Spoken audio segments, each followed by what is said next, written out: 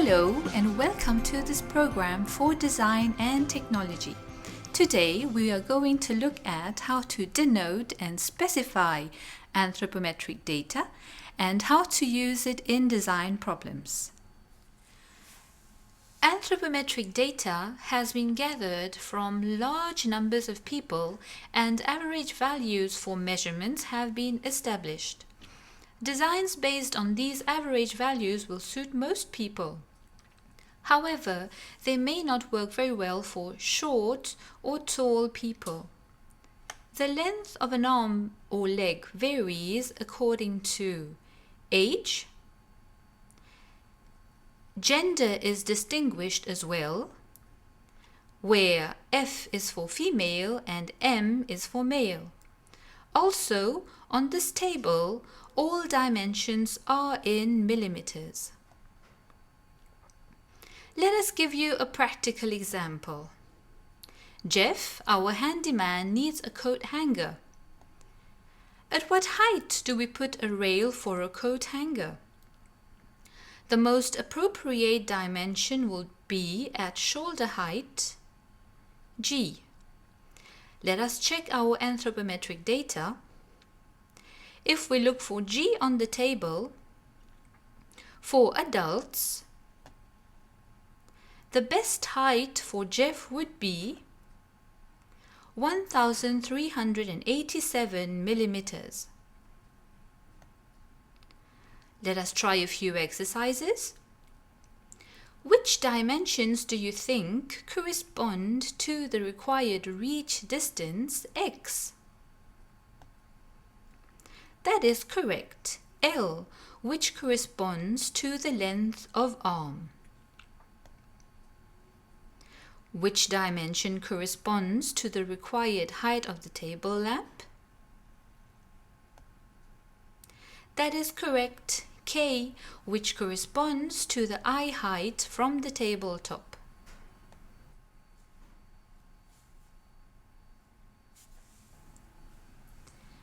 Then, which dimension corresponds to the required footrest height?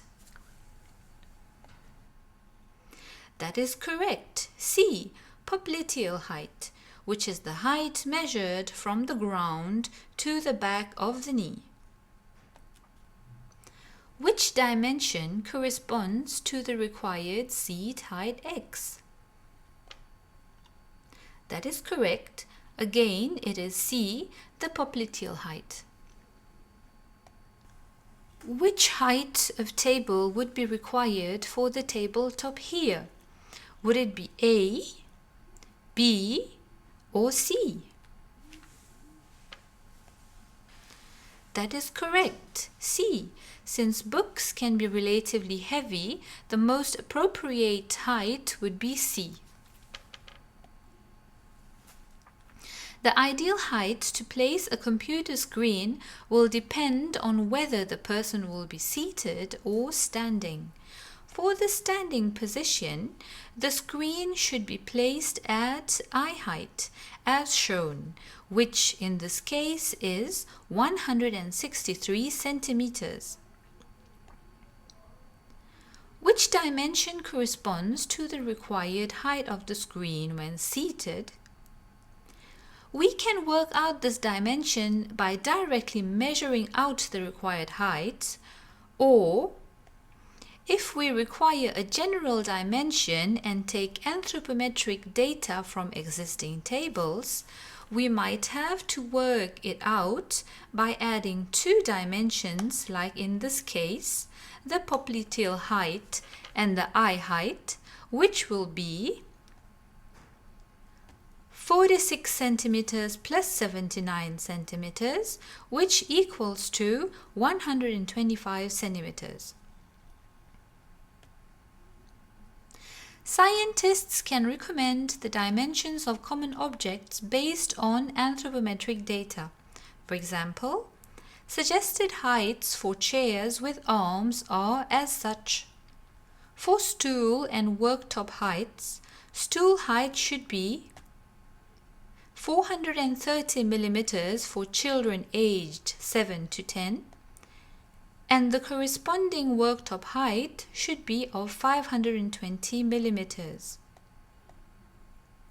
We have corresponding worktop heights for children aged 9 to 12 as well, and also for those older and adults.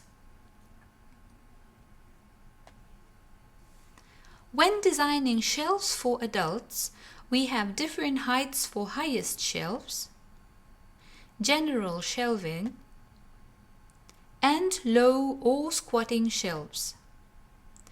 These are different for youths and for children.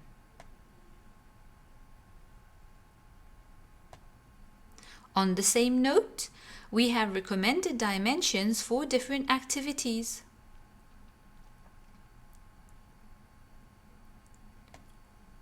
Moving on to bicycle anthropometrics.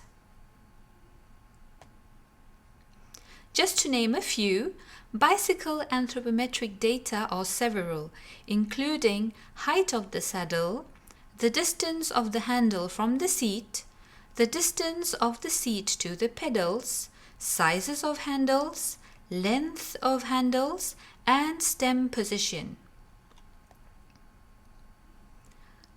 We will look at three main anthropometric data, which are the saddle stem, number 1, and are measured as shown in the picture. Number 2, seat height.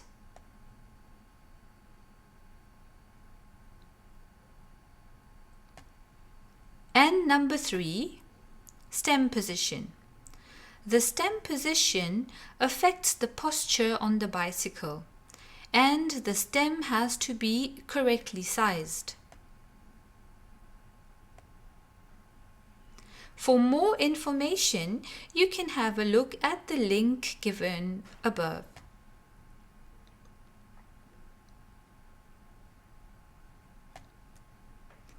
What is an ergonome? When a designer is working on large products, such as furniture, they often use a scaled model of the human body, which is called an ergonome. An ergonome can be made of card or thin plywood. Each of these pieces is pinned loosely to each other so that the body can be placed in various positions. Over here, testing has been done with a scaled model of a convertible laptop holder and table with an ergonome. As an additional exercise now, you can work this out on your own with the help of your parents or teachers. How would you proceed to work out the dimensions of a table suited to you?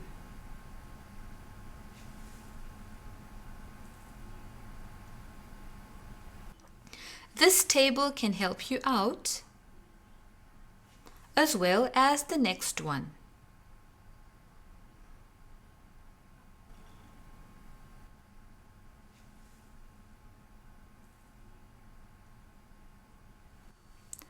So, in this lesson, we have found out how to denote and specify anthropometric data and how to use it in design problems.